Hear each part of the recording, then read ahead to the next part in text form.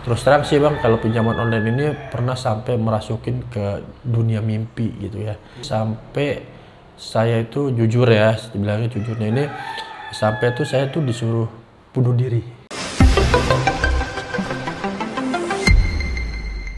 Ya, perkenalkan nama saya Ramses Silalahi.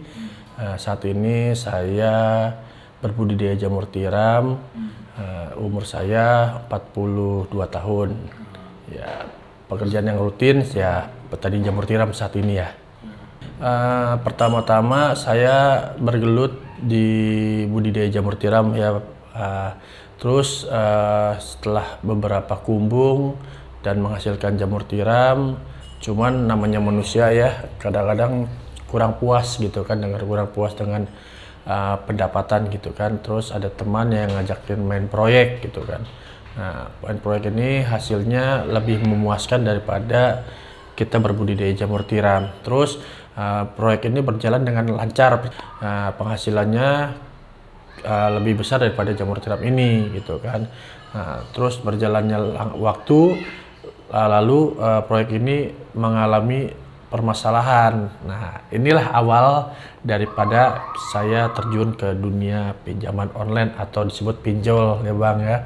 Jadi, nah, setelah kita main proyek ini, kita ada tersendat masalah keuangan, kita nagih berapa, hanya dibayarkan kurang lebih 10% sampai 20% daripada total tagihan kita.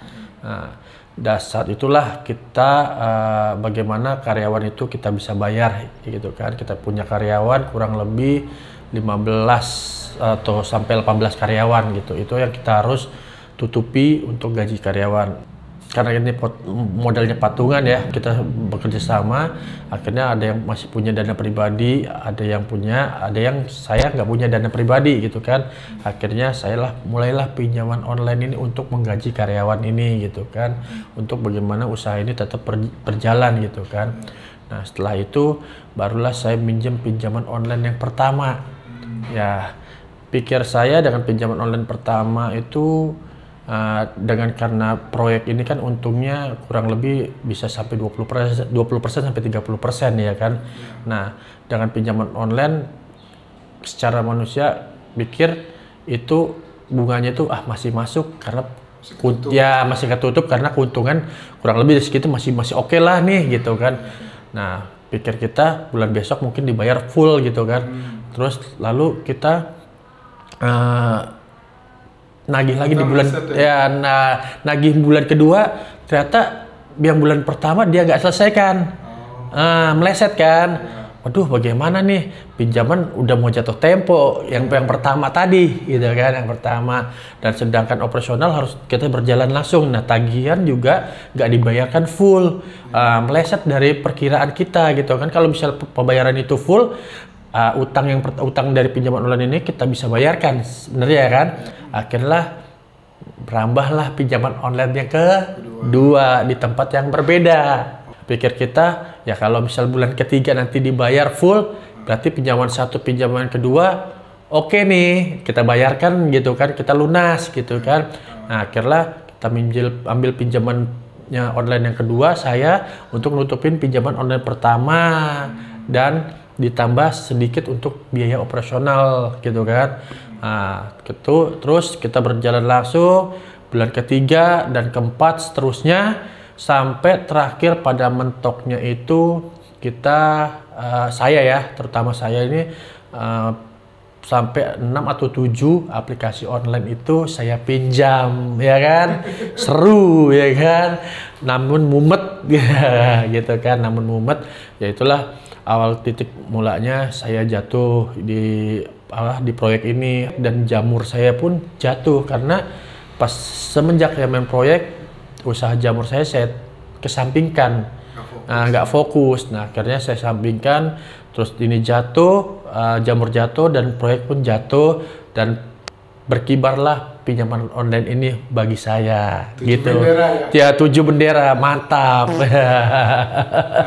Ya, saat kita menunggu pembayaran dari PT itu untuk kita pembayaran untuk penagihan kita, nah ini kan jatuh temponya yang pinjaman kedua ketiga ini kadang-kadang suka lewatin batas waktu pembayaran karena kita nagih aturan pembayarannya misalnya tanggal 5 kita nunggu pembayaran, kalau tanggal 5 kita udah dapat pembayaran kita bisa pinjaman online ini yang jatuh temponya tanggal 34 bisa kebayar kan gitu kan. Nah akhirnya dari sana juga pun pembayaran mundur, udah pembayaran mundur kita nagih seberapa tapi cuma hanya dibayar sekitar 10% daripada 20% daripada total penagihan. Nah, udah mundur ditambah cuma bayar seberapa gitu. Akhirnya di pinjaman online ini sangat ngeri. Mengapa ngeri?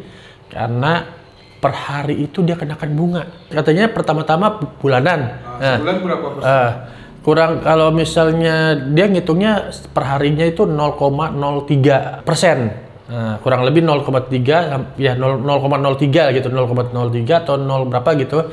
Pokoknya kalau ditotalin ya mungkin sebulannya itu mungkin kurang lebih 5-9%. Kita kan tanpa sadar karena kita pikir masih ketutup nih dengan keuntungan kita di proyek gitu kan. Makanya kita ambil duitnya itu kan untuk kita nutupin biaya operasional. Nah, terus karena terlambatnya ini akhirnya kita dikenakan bunga per hari. Karena kita minjam di bank mungkin tidak sebesar itu ya. Cuman kalau di bank ini kan banyak persyaratan-persyaratan.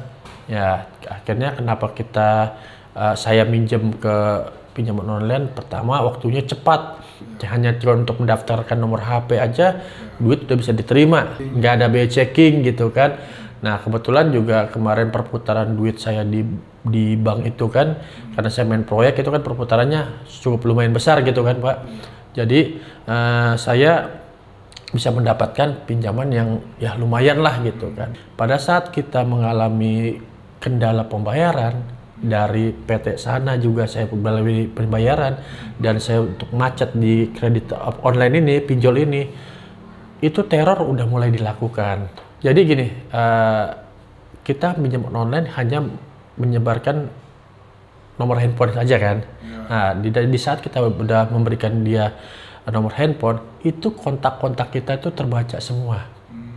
Nah, jadi itu siapa yang sering berhubungan dekat sama kita, di saat kita macet, itulah yang ditelepon. Nah, kalau kita sebagai konsumen gitu, sebagai konsumen pinjaman online, kita tahu nih nomor telepon pinjaman online mana. Akhirnya kadang-kadang kita suka tidak mau ngangkat gitu, karena kita takut. Pertama kan karena dari sana kita belum dapat pembayaran, kita juga belum ada dana untuk kita bayar pinjaman online ini kan. Nah, jadi kita akhirnya tidak mengangkat telepon itu.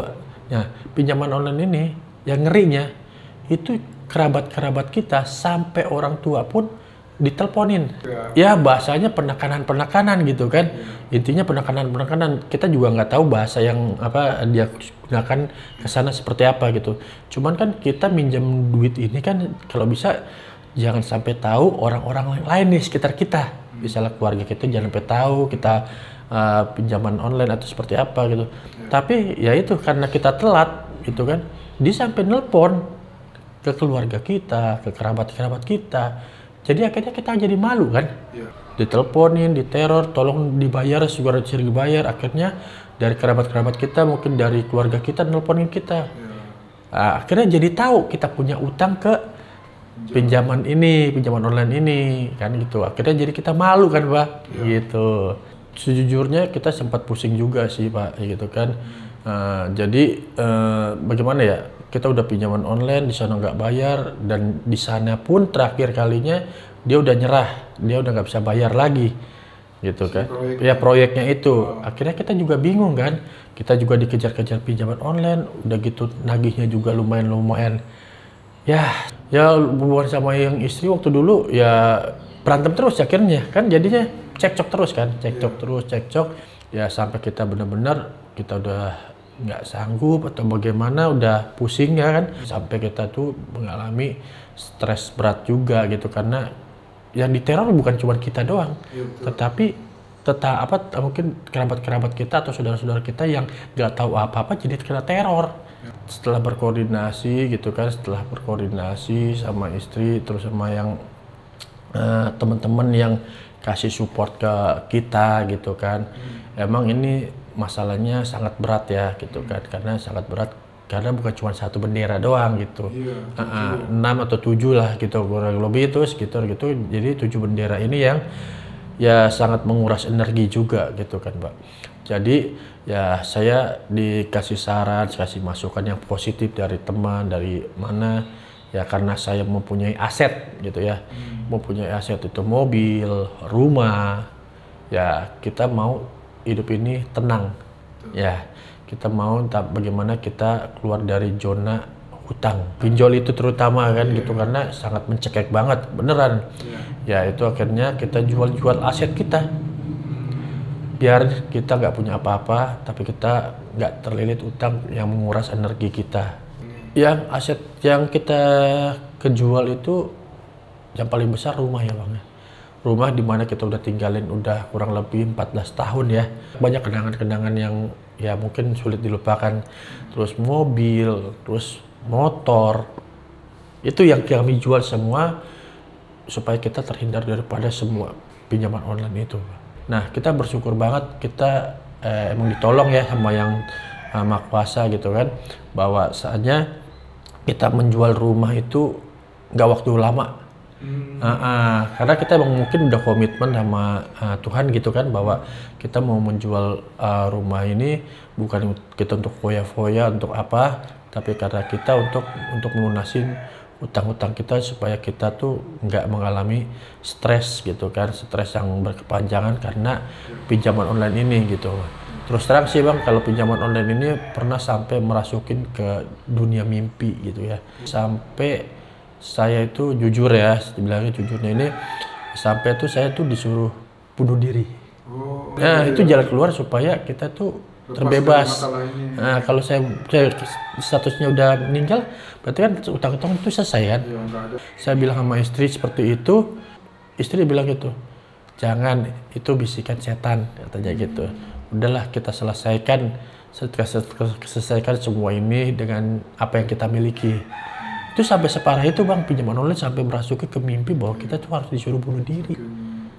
Akhirnya kita berkomitmen untuk kita jual aset yang terakhir, adalah rumah yang 14 tahun kita udah tinggal di sana, banyak kenangan-kenangan. Dalam 2 hari Mbak, itu rumah itu laku. Kita pada saat pasarin di WhatsApp, ya kan, WhatsApp dan Facebook, itu dalam 2 hari banyak yang nanyain tentang rumah itu, dan dalam 2 hari itu rumah itu laku, walaupun pembayarannya setengah-setengah ya. Akhirnya dalam 1 bulan kita selesai rumah, terus kita bayarin lah semua utang-utang kita hanya sisa sedikit. Nah dengan sedikit inilah kita akhirnya sampai saat ini saya ngontrak. Tuh sampai separah itu Bang. Tadinya punya rumah sampai sekarang ngontrak. Tapi ya saya sangat bersyukur, walaupun kita ngontrak sekarang, kita nggak punya utang-utang. Jadi hidup kita tuh lebih enak, lebih nyaman, lebih tenang benar menjalani kehidupan itu kalau kita nggak punya utang-utang. Ya kalau bisa jangan pinjaman online Bang. Kalau misalnya kita ada ya terlilit masalah keuangan, kita bisa ke keluarga dulu. Yang saya lakukan kemarin kan saya nggak mau ke keluarga dulu supaya kita keluarga kita nggak tahu kita nggak punya duit. Gengsi ya kan, jangan gengsi kita untuk berkoordinasi sama keluarga. Akhirnya kalau misal kita gengsi, tiba-tiba juga pinjol juga nelponin keluarga kita, akhirnya jadi kita yang malu. Bener kan Bang? Gitu kan. Ya syukur-syukur kalau ada keluarga kita yang mau membantu kita gitu kan. Nah, yang kedua, bahwa kita masih mempunyai aset-aset gitu. Kalau misalnya mempunyai aset ya, udah mendingan kita jual aset kita daripada kita harus punya pinjol. Kita hidup kita lebih tenang tuh tanpa utang ke pinjol-pinjol gitu. Pinjam online, kita hanya menyebarkan nomor handphone, udah dapat duit, ternyata efek kedepannya itu lebih bahaya gitu. Itu sih yang kedua itu yang mau saya kasih kepada netizen gitu Pak.